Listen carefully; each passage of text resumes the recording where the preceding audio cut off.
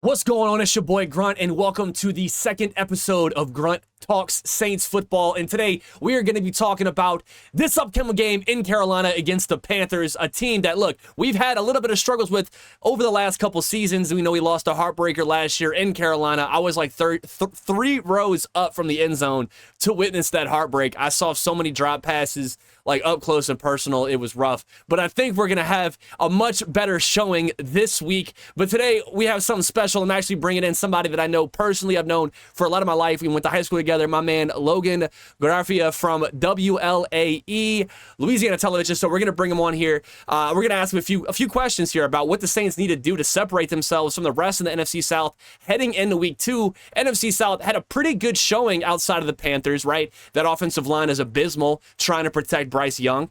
But look, we got a lot to get into. Let's go. These little demons living underneath my bed creeping. Know the real, my lives above them all sleeping. That subtle breathing in your closet every single evening. Thought you never see me again, looks can be deceiving. When they hear the sound of the drum, they'll be saying, oh Lord, here they come. Yeah, here we come. What's going on, family? And once again, welcome to the second episode of Grunt Talk Saints. Where's your boy Grunt? And I talk about the Saints. And today we have a special guest, my man Logan. Look, we went to high school together. We've known each other for a while, but he's actually found himself in a pretty awesome role with WLAE. And he's here today, giving us some of his time to talk about this upcoming game against the Panthers, a game where we head into Carolina. Last year, we took the L leaving Carolina.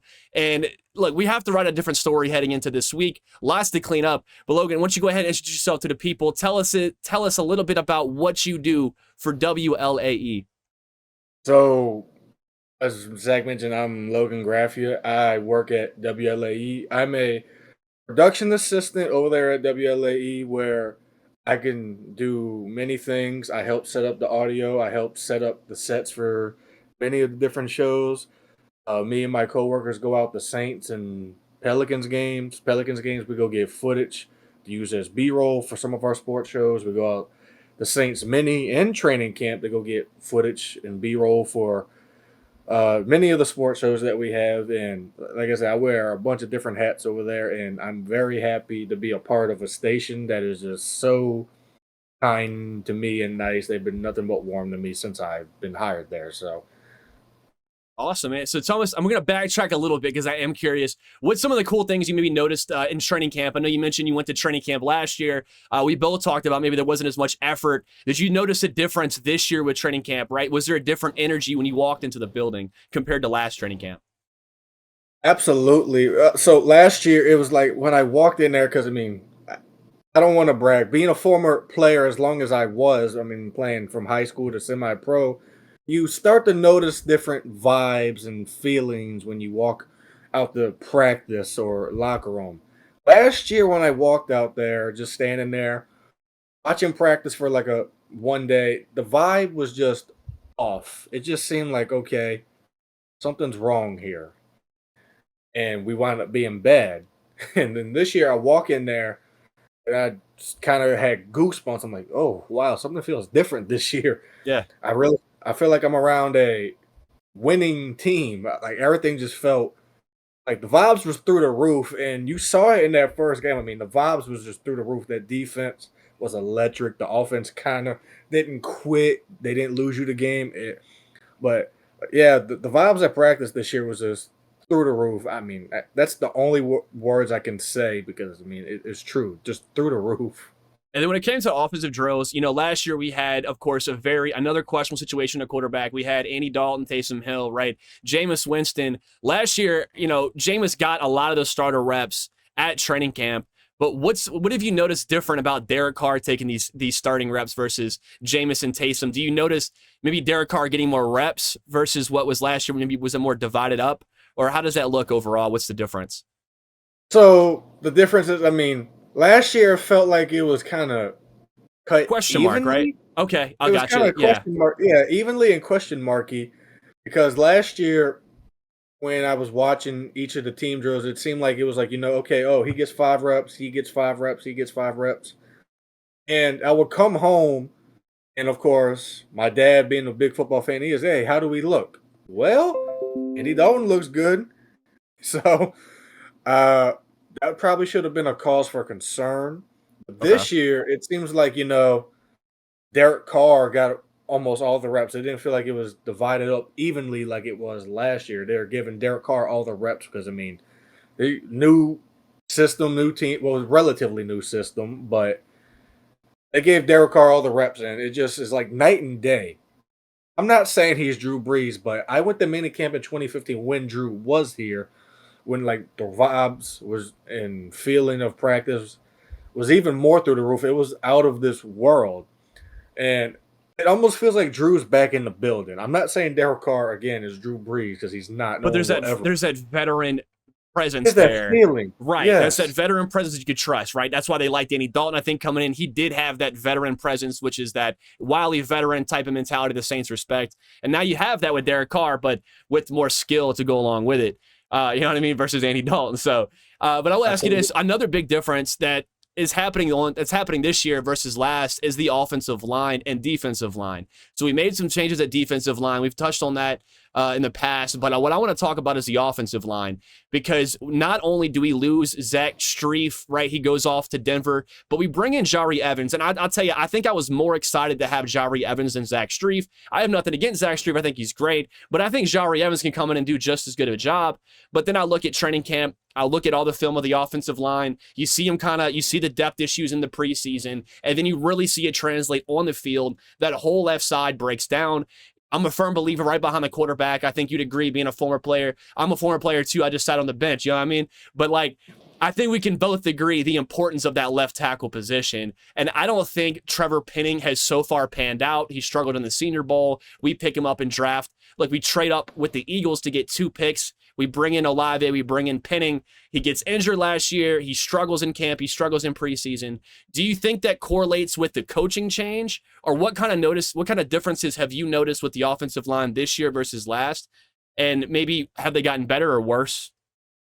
So I honestly think the line's actually not gotten worse. There's that whole left side use an upgrade, like a left guard. I love James Hurst. He was very good at left tackle for us last year.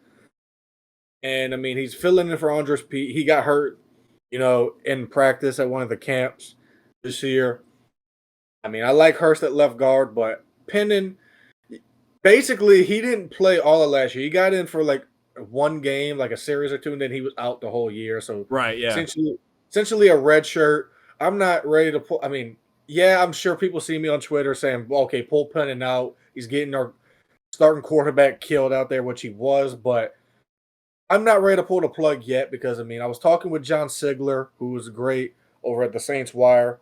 He made a great point saying Teron Armstead, who was our last great left tackle, who's now Miami. We drafted him out of a small HBCU school in Arkansas Pine Bluff, so it didn't translate right away. So when he first got in there, he got beat badly. I want to say it was late in the year against the Panthers, John said. But like Penning, he had that size, and that's what I think we go after a lot with both sides of the line. We like size, we like hand size, we like thigh size, and I think Penning does have that. Yeah, so before the draft, when I was getting told, the Saints are targeting like Olave and Penning, or if not Penning, an offensive lineman, the next best offensive lineman, and it so happened that Penning fell to us. I wasn't all in on that. I'm like, okay, I don't mind small school products or prospects because I always put them on my draft board. But Penning he wasn't a great pass protector at Northern Iowa because, played against lesser competition at Northern Iowa. But I honestly think Doug Marrone has done a great job as our offensive line was just coach. about to touch on him, and I'm happy you brought him up. Doug Marrone has done a great job, in the past, and so hopefully he can translate that. I really think last year, like I said, Penning didn't play at all last year except for one game. Hurst was the left tackle all of last year. And now you have Trevor Penning playing basically as a rookie this year. I really think Doug Marrone's going to turn him around because if you look at the offensive line, Cesar Ruiz, we thought this guy's going to be a bust, and now you have Cesar Ruiz. He's looking like, oh, okay. Yeah, he could be a Pro Bowler. He looked good last year. He's looked good so far this year, man. The right side looks strong with him. That's a great credit to Doug Marrone's coaching, and if you want to throw Jari Evans in there, and even Zach Strief in there's coaching help with Doug Marrone, and I'm all for throwing their names in there for helping. But Hendon needs to develop more. I'm not ready to pull the plug on him yet because, like I said, this is essentially his rookie year. So I think we ought to give him time, give Doug more time. But I mean, in camp, I did see him get yelled at a lot. And whenever there was a fight, there was a huge fight at one of the training camp practices. And lo and behold, it was Trevor Penning that He started. doesn't lack aggression, that's for sure. He didn't lack that aggression. No, not at all, man. And I think heading into this week, especially though, I mean, like you're right. That's a good point. He's coming into what's essentially his rookie year. He goes up against no slouch of a defensive line with the Tennessee Titans. They're a bad team, but as I mentioned in my last episode, I think they're bad mostly because of how they shoot themselves in the foot offensively. On that D line, they're nasty, and so he's going to get it again this week against a pretty solid defensive line in Carolina. What are some things you need to see come together better with this offense as a whole against Carolina? I want to see more balance because last game we didn't run the ball really well at all. You have to run the ball to set up the pass. You like what the Saints used to kill people with in the past on all those great Drew Brees teams, like in 06, 09, 2011, and even 2017 when we went on that, or it was 2019 against the Rams in that NFC Championship game. They were a balanced offense. They can kill you with the pass and they can kill you with the run. If their pass ain't working, they can kill you with the run. We don't have Kamara right now, which it hurts, sucks, man. It stings. Yeah, you can see it. It hurts, but you have Jamal Williams. Now, like you said, that Tennessee defensive line isn't no slouch. They was top 5 last year in rush defense. So I had a feeling that they was going to give us problems on the running game. So we had just Jamal Williams because, Kendra Miller didn't play. So I'm hoping in this Panthers game, I expect Kendra Miller to play, and I expect, more of the Saints type style of offense. Okay. Let Jamal pick up the 3 yards that we need for a first down. Let Kendra, be the Kamara type of back. At TCU, Kendra Miller was really, really good. He was a part of that TCU team that got destroyed by Georgia in the championship. So now, I didn't have Kendra Miller high on my draft board. I had Tajay Spears higher than him. I did too. We talked about this in the past. We both had Tajay Spears, I think, over Kendra Miller. Maybe that was a little bit of the Tulane bias, but I think Kendra's going to be fine. It's just the injury is worrying me, but I think he's going to be fine. I think, like I said, more balanced attack. Take the weight off of Derek Carr's shoulders because, it seemed like he felt like at first he had to do everything. And I'm not saying he did because he was dishing it out. I think he just threw too much in the first half. He came out slinging more than he needed to, and I understand the game plan heading into it. You're looking at it, hey, look, Titans have a pretty suspect secondary. Their offense shouldn't give us a whole lot of problems. Who are we worried about? We're worried about that defensive line, and we're worried about Derrick Henry. So once again, Dennis Allen's specialty is vanilla play calling in the trenches, in the trenches football, which won the football game, right? But I understand that going into looking at the weaknesses of the Titans, but you're right. You have 18 rushes for 45 yards out of Jamal Williams. He was averaging a little over 3 yards in the first half, I think, and that's when you don't use him. You bring him into the second towards the end of the game. You're trying to eat clock. He finishes at 2.5 yards a carry on the game. So I understand where the hesitation is, too, because he's not producing a lot of yards. But heading into this week against the Panthers, in order to enhance that passing game, Derek Carr has to feed off the play action. He's not Patrick Mahomes. We didn't pay him money to come be that type of playmaker. He came in to be a play action playmaker, to throw the type of bombs on 3rd and short, to Rashid Shaheed to close out games. That's the type of plays that we need him to make, which is fine. But we have to put him in those type of positions to be successful. And I think that's going to be huge. Which receiver do you think he's going to be looking for most next week? Because you notice, look, Michael Thomas got love in the first, Olave got love in the second, Rashid Shaheed got those splash places all game long as he always does. Immediately picking up and recovering after that fumble in the first play of the game. But what are your thoughts on that, and who do you think the receiver is going to be this week for Derek Carr? So it might not even be a receiver, bold take. It might be a tight end, like someone like Jawan Johnson. He was relatively quiet in that Titans game. But I think, because Derek Carr loves his tight ends. We saw that when he was in Oakland and Vegas, and that's why Foster Moreau's here, because that was one of his favorite targets there in Vegas too. I think it's going to be interesting because we just don't know, because it was so balanced across the receiver board. It kind of reminds me, I'm not saying this Saints team was 2019 LSU. It was kind of like, 2019 LSU when every game Joe was just throwing it to everybody. Everybody got a catch. Everyone got, their We had touchdowns. Jefferson and Jamar Chase, but yeah, you're right. Right. Chase, Jefferson, Yeah. Marshall, even Thaddeus Moss. I mean, right now, like with the Saints, you have Michael Thomas, you have Olave, you have Rashid Shaheed, you have Juwan Johnson, and if you want to throw Foster out there, you can. I mean, I really think this might be a Juwan Johnson type of game, and then if not, Michael Thomas has actually eaten very, very, very well against the Panthers in the past. I don't know how good the Panthers secondary is, but if they're as suspect as the Titans, then I mean, maybe the Saints ought to just come out swinging like they did last game against the Titans. Just first play of the game, throw a bomb to Michael Thomas on the sideline. Okay, cool. But this might be a Juwan Johnson type of game, especially if we make it into the red zone this time, because it seemed like last game we didn't make it into the red zone all that much until the end of the game. But I think that's just because this is relatively a new offense team. I mean, you're plugging in a new quarterback who's never played here before. I'm sure he had all the pregame jitters in the world, and I'm sure now that he's got that one game on his belt that he's probably not going to be as nervous to have all that weight on his shoulders. He's got that game under his belt. I expect it to be a lot more smoother. And I mean, hey, someone brought it up. I think Rod Walker from The Advocate showed the stats from Drew's first game and Carr's first game. I mean, we have to remember Drew didn't do all that great when he first got here, when he played against Cleveland in 2006, and we still won that game relatively close. So I expect Derek Carr to to look for Juwan Johnson in this game, because I don't think the Panthers are relatively all that great on defense. I do like Derek Brown. I do like Brian Burns. J.C. Horn. J.C. Horn. Yeah, that's probably nasty. the only. The only corner. They have Jeremy Chin. I want to say. I mean, they have a couple. You can still pass on him. You're gonna have to still come out swinging. I Yeah. mean, you're gonna have to throw some footballs. Absolutely. So you speak on the running game. You talk about a new offense. It makes me think about Taysom Hill. Last year, you didn't see Taysom Hill super involved in the first few weeks, and then all of a sudden you saw him. Oh wow, we have no in between the tackles running game. It's no secret Alvin Kamara isn't that guy, but for whatever reason, Pete Carmichael didn't realize it until last year.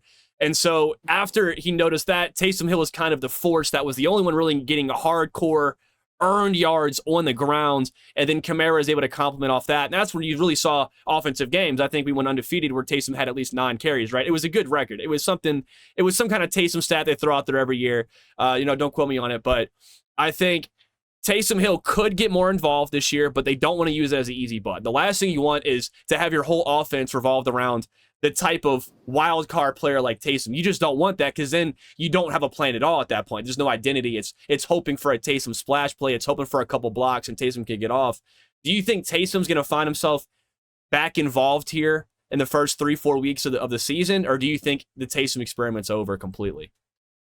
Oh, the Taysom experiment is not over at all. That's what I was wondering. Yeah, what's your thoughts on that, man? Where do you think he's going to be involved in compared to last year? He had a record year last year. Yeah, so when I was at camp, I mean, there would be days where he was working at tight end, and there would be days where he was working 100% at quarterback. So in receiver, right? Yeah, in receiver. They was working him all over the place this summer and spring.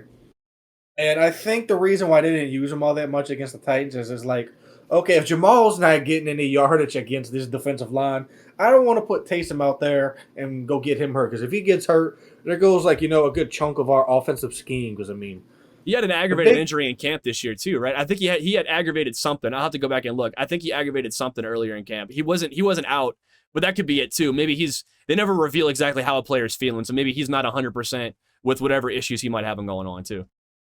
So I don't remember an injury he might have had, but there were some days where he was out of camp. I don't know if it was for rest days. They didn't mention it to us, but that Titans defensive line was just so stout. And like I said, Jamal wasn't getting many yards at all. Like you said, almost 2 to 3 yards average on carry. And his biggest run of the game was, at the end where we sealed the deal. And I just think they didn't want to put Taysom in a lose-lose situation. Go out there, get negative yardage, and then also go get hurt if possibly. So I think you're going to see Taysom Hill a lot more going forward. It just all depends on matchups, how the game's going, because say we're going up against the Rams. I mean, they have Aaron Donald and are just clogging up that middle. There's no point in having Taysom out there. Against the Titans, we tried to get him on an outside run, outside of the tackles. It didn't work because I think Taysom's more an in between the tackles runner. He's great at that, but I don't think the Taysom experiment's over at all. I just think week one was just one of those things where this doesn't work right now for us. It's not going to work, so let's just keep doing what we're doing, and we'll try to fit it in one of these games. And I think the Panthers might be a game you could see that in. I mean, in the red zone, if we make it, I expect us to make it to the red zone. When we make it to the red zone, I expect to see Taysom, Jamal, and some type of jumbo set. Because I mean, we looked rough in the red zone. If there was one thing offensively we can pinpoint it to, if we want to ignore the offensive line, ignore the coaching, ignore everything, we could just point it all to, hey, total team offensive failure in the red zone from start to finish, even at the end of the game. We made plays. That's why I want to pinpoint it all on the players. But red zone efficiency, I think, is got to see that. That's a good point to bring up. What about the defensive side of the ball? Where do you think the defense? Because look, 3 takeaways. I saw 3 guys, and I know you're hyped up too that stepped up. You got Lattimore coming in, and I had a bold take coming into it. I said, look, Lattimore looked angry last year. I think he could be the top corner in the league this year. He came off a year of rest. I think he could legit come in with a different type of energy. He's gotten more aggressive the last couple years. You notice him catching more flagrants, right? He's catching more penalties, right? So he's getting that aggressive mentality, that extra edge needed to be just that number 1 corner. And I think he'd had that spot, so he gets a pick. Almost had 2 of them. Marcus May coming off the DUI situation. You'd love to see him playing well. It's not getting to him mentally. And then Adebo, a guy who gets burned as much as he makes plays. But he's a young raw corner that we got. He sat out a year in COVID. He sat out the COVID year in college, so he has even less reps. But huge interception. I mean, great hands. I have no real concerns about this secondary, but when it comes to that front 7, we have Miles Sanders and we have a mobile quarterback, a young mobile quarterback in Bryce Young. Something the Saints have had. Look at RG3. You look at Jalen Hurts. There's been some spotty performances against rookie or young mobile quarterbacks. We're 39-19 since 2006. The Saints are 39-19 against rookie quarterbacks as a whole, which might surprise some people. But mobile rookie quarterbacks, in my opinion, are a whole different department. What is that defensive line going to have to do to stop Bryce Young? Because it don't matter how lost he looked last week. That was last week. This week he come in blazing and get into the outside. And once Bryce Young takes off, he don't have to pass. So, I mean, my experience with Bryce Young has been of course, up and down being an LSU fan, him playing for Alabama. And the one thing that I noticed even in college, this past year when LSU actually beat Alabama, you have to pressure him. When you pressure him and you get in his face, he's liable to make mistakes. And even a year before that, when LSU lost and when we had the Max Johnson-led LSU Tigers that year, and yeah, we remember that one. Yeah, bad times. It was getting pressure on him, and he wasn't able to do what he does against other lesser-known teams or not as good college teams. Yeah, I know he won the Heisman Trophy, but he had that O-line, though. I mean, Alabama had arguably the best offensive line they've ever had for Bryce Young at one point. Top stars all across the board, of course, because, it is Alabama. But what I saw against the Titans, I think this defensive line is probably, top 10, maybe even top 5 in the league if they keep this up. And that's a good credit to Ty Grantham. I've been on record saying this many, many times. I'm sure you made me say it on Facebook and even Twitter. Ty Grantham was my favorite staff hire this entire offseason. I mean, you've seen his work with other NFL teams when he was on defensive line with the Colts back in the day, once upon a time. And when he was in Houston, once upon a time. And even just as a DC in college, one of the best out there. He almost got the DC job back in 2013 for the Saints, let's be honest. But when it comes to Bryce Young, if the Saints defensive line can pressure him like they did Ryan Tannehill, he's going to make mistakes. He's going to have happy feet. I know he's the number 1 overall pick, and I know he's a former Heisman Trophy winner, but that means nothing in an NFL game. It really doesn't when the bullets are flying live. If you have Cam Jordan coming off the edge, and then you have Granderson coming at you, and then Colin Saunders, Shepard, even Brzee coming at you, you have to pressure him. He's going to make mistakes. And if you want to, you can put a spy on him like, LSU did with Harold Perkins. They spied him. Worked out really well. But the secondary, I think, is going to – I'm not going to say they're going to feast, but they might, get an interception or two. He's not Ryan Tannehill. Bryce Young is, I think, light years better than Ryan Tannehill already. I think he's going to have a great NFL career. He'll force less pass. They won't give him as much. I don't think they'll give him as much leeway as they gave Ryan Tannehill to just keep slinging it like that. So I agree. No, not at all. I think the secondary is going to probably be lock up again this upcoming game, and I really think the key for this game is pressure Bryce Young. Let's welcome him to the NFL. Let's actually give him an official welcome to the NFL. Gotta give him a hoot at baptism. You know what I mean? Yeah, exactly. It's going to be on Monday Night Football too, so all the pressure is on him already. I just think what did Cam Jordan say? The dancing pandas, right? That's what it was. Yeah, yeah, I got it. Funny, I didn't hear that one. I think you have to pressure him. You get in his face. That's the key, because if you take Bryce Young out the game, not like, injure him, but like take him out of the game, I think this could be an easy defensive win for us. I mean, the defense, I think Bryce Young is a little bit on the smaller side. I think he needs to gain a little bit more weight. He can't be on the rise at Six Flags. Absolutely. No, you're 100% right. I mean, I think he's going to have an incredible NFL career. I really do. I do not, but we'll agree to disagree on that one. I mean, I'm not the biggest fan of Alabama quarterbacks. I argue with that's my where I'm friend at. Trey. I argue with my friend Trey on this all the time, and he always says, well, LSU quarterbacks aren't great either. I told him, I totally agree. There aren't. I don't know if Joe he expected him. Yeah, we only have Joe Burrow, and then before that was Matt Flynn. Yeah. If you want to go way back. And then before that was Jamarcus Russell, which was a bust in the NFL, but it's neither here nor there. But he may or may not have a great career in the NFL, but I just think the key for this game is pressure Bryce Young, keep him in the pocket, and keep everything underneath. Force the Panthers just to go to their run game, because what I liked about the Saints, Derrick Henry was killing us at first, but then they adjusted. Which that's a credit to Dennis Allen and Joe Woods and the defensive Huge staff. credit. I'll tell you what, Woods. I mean, defensive coordinator, I thought incredible. I think it was we go from having two DCs, which I didn't agree with anyway. I wish we could have kept Chris, but like we go and get Woods, we bring him in. It's one of DA's guys. I think he's been a great coordinator. I agree with you there. The coaching overall looked great in the second half. I have no quarrels even with the play calling, honestly. I think I'm happy mostly with the coaching in week one. And then, I've touched on this a lot about the defensive line. The last time I saw the defensive line super strong was Trey Hendrickson. Why? Because you're getting pressure from somebody else besides Cameron Jordan, and if you can do that, oh my God, you're good. That's why the Eagles are so successful. So no one's really stepped up since then. We've had guys like Peyton Turner, Davenport, guys who were supposed to, they haven't. We get Foskey, who leads all time in sacks over at Notre Dame. We draft him in the second round when I feel like we maybe should have took Michael Mayer after, maybe. But I understand, we bring in Foskey to help bring that edge pressure. But you know who wasn't on my radar was Carl Granderson to be that guy. And in week one, he gets a sack and a half. Sanders was great too, but Brian Bryce had a half a sack. That was, he's getting a little bit more aggressive. He's getting into his own, and I love that. I'll criticize Brian Bryce, but he is an evolving player, which is good. He's slowly evolving, but he's evolving the right way. But on that defensive line, who do you think is going to be that extra X factor besides Cameron Jordan, if there even is one? And is Carl Granderson on your radar as well?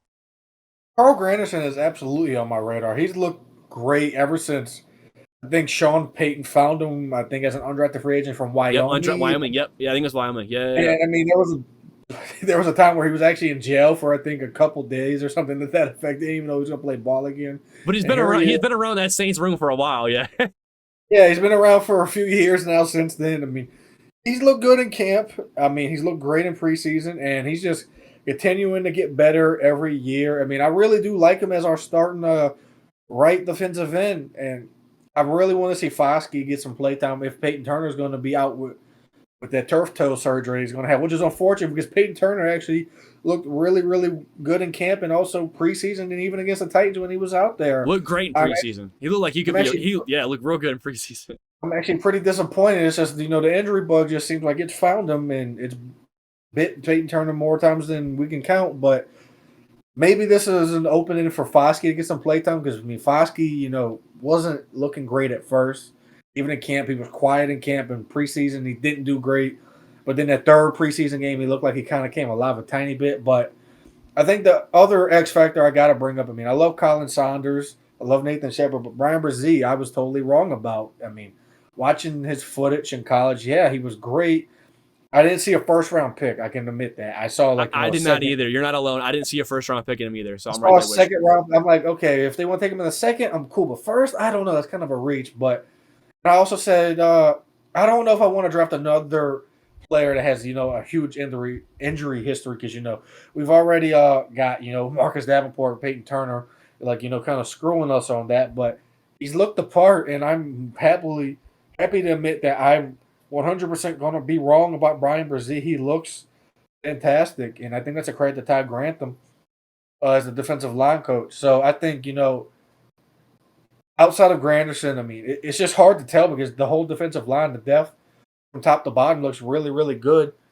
So right now, I'm going to have to agree with you on Cole Granderson. And then going back to the coach and the Joe Woods, the crazy story in camp when it comes to Joe Woods, he had the secondary wearing these special goggles. And I didn't notice it until the next day I went to camp after they mentioned it. And I'm like, why? I'm thinking to myself, why are they wearing goggles? Is that like a safety thing?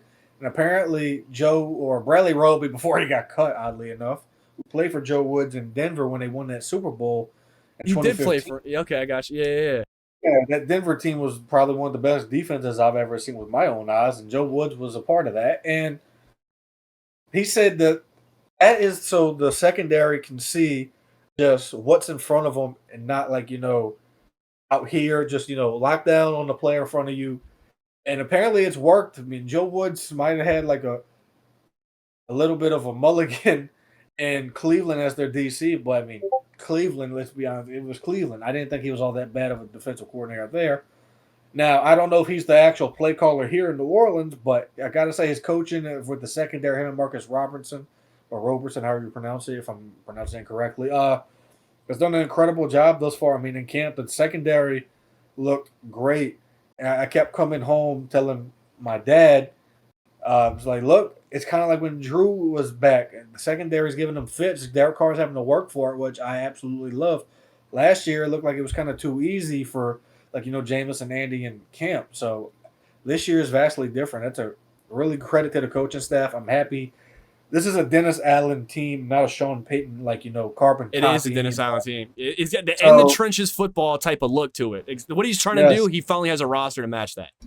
Yes, absolutely. So, yeah, going back to the original question, I really do think Cole Granderson's probably going to be the other X factor outside of Cam Jordan on that end. I mean, he looked really, really good.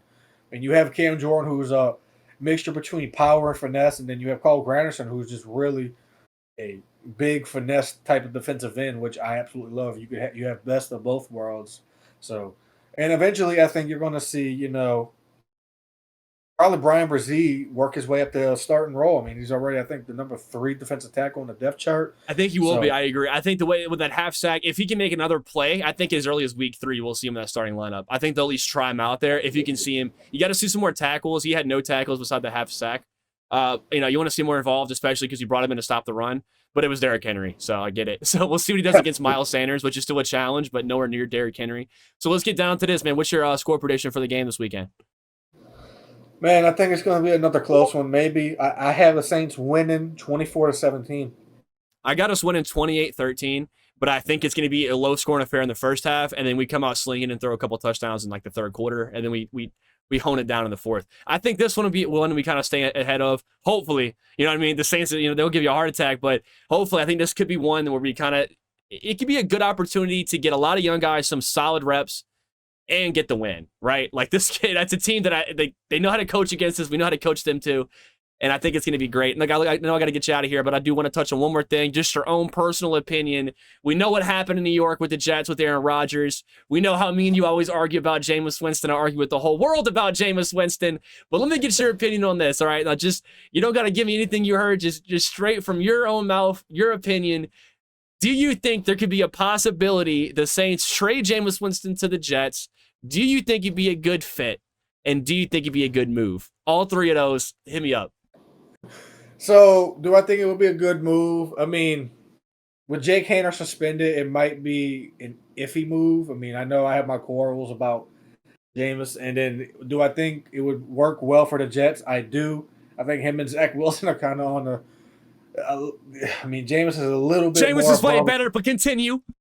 Yeah, I think Jameis is a tad bit better than Zach Wilson, and I think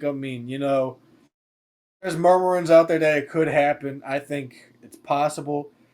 And what would a trade look like? I don't know. I mean, we always talk about we want the Saints to be better on the offensive line. They got a ton of great backup offensive linemen there for the Jets. I mean, Max Mitchell, who's had injuries, coming from the Raging Cajuns, is there. You have Billy Turner, who was great at North Dakota State's bounced around a while.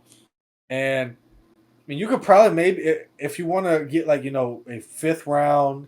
That's what I'm saying, fifth or sixth, I think. For a desperate team, you can get a fifth. I think you could. Yeah, a fifth round pick plus, someone like a Billy Turner or Max Mitchell. You give the Jets a quarterback. We get a draft pick and an offensive lineman. I think it's a win-win type of situation. But then you have to have the Saints, okay, let's go sign someone off the practice squad, a Malik Cunningham, or let's go sign someone else. Colt McCoy. You got Colt McCoy out there. And he wouldn't be a bad guy to bring in for a year as a backup. And that's the argument I've had. I talk to people all the time, all these comment sections. I'm talking about, Jameis going to New York. I don't want to see him leave New Orleans, man. He being a backup. He talked about embracing the backup role like Ryan Fitzpatrick. It's about being that leader. It's about being the right attitude in the locker room. He's that fire. If you look at that clip I talked about it last episode, Logan, I'm sure you saw it, where Derek Carr talks about, hey, just run. Show him a go route. And then you see Jameis. Yeah. I mean, he's just supportive and shit, man. Yeah. It was great. Yeah. So, I don't want to see that leave either, man. It would be tough to see him leave. But I do want to see him go and get another shot. Because I think, whether people agree with me or not, I think somebody will give, at least as long as for the next 2-3 years, there's a solid chance that I think Jameis will find his way as a starter on a desperate team, whether through injury or a bridge quarterback. He'll get a chance to prove himself. And if there's a way to make that happen, and the Saints get some compensation, and we could just kind of bury the hatchet with the Jameis Winston situation, I think there could be a lot of benefits there. And it's well, yeah, of course he's one of the best backups in the league when you think about it, but it's a backup. We can go get a backup. We can go find somebody to not throw turnovers. If anything, you want a backup that's more conservative versus Jameis, who's more aggressive. That's the reason Cam Newton was never a backup. He's not a backup. He's an aggressive play style. He's a starter for a reason. But I appreciate your time, Logan. Seriously, man, thank you so much for coming through for this interview. I wanted to give you a chance to plug your YouTube, man. I know you have a great YouTube series yourself, and you also do some cool things with the USFL with the Breakers. So if you want to go into that a little bit, that'd be awesome, man. Tell the good people. So I have a YouTube show. I started it a few months back. I used to have a show with my good friend Calvin called The Hit, but now I let him go do his thing with football. I told him, hey, go do your thing with football. Go focus on that. I will always be here. You can always come back to it. So I started my own show called Sports Etouffee. I think it's a very unique name. Yeah, I love it, man. I love it. And been doing it for a while. I cover the Saints, LSU, Pelicans. I try to cover all the Louisiana teams I can. I mean, if Tulane does good, I'll talk about them. If Grambling or even Southern do good, I'll talk about them. I talk about a wide variety of things. Excuse me. And with the USFL, I'm over at the USFL newsroom as the lead Breakers reporter over there. Been over there since September of last year, and there's a lot of great things going on over there. There's a lot of interesting, juicy news I'm being told that's happening with the Breakers, and there a possibility of them being here maybe in 24 or even 25. Where the Zephyrs played at, right? Is that where they're talking about? Because that's what the rugby stadium is, right? Yeah, there's talks going on. I can't really go into details because of a lot I got you. Yeah, no, of course, man. Yeah, I got you. I was just making sure it's the location you're talking about. I got you. Yeah. That's the number one stadium on their list. I can actually say that. That's not confidential. That's already been leaked out there. Yeah, so there's a lot. I'm doing all kinds of crazy things, and I just started over as a high school guy over there at Crescent City Sports over there with Ken Trahan. They all do great, amazing things over there. I'm all over the place. So, yeah, that's where I'm at. Oh, yeah, man. Well, I'll be sure to include the link to his socials as well as to his YouTube down below in the description to the video. Appreciate it, Logan. Thanks again, man. No problem. Thanks again for tuning in to the second episode of Grunt Talk Saints. where I'm going to take care of you all season long with the Saints football content.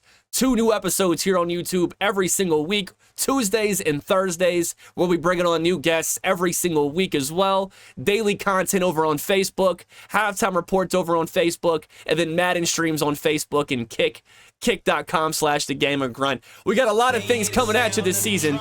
Prepare yourselves. But today, for now, stay safe, be kind to one another, and as always, who dat? We dat. Believe that. Let's go.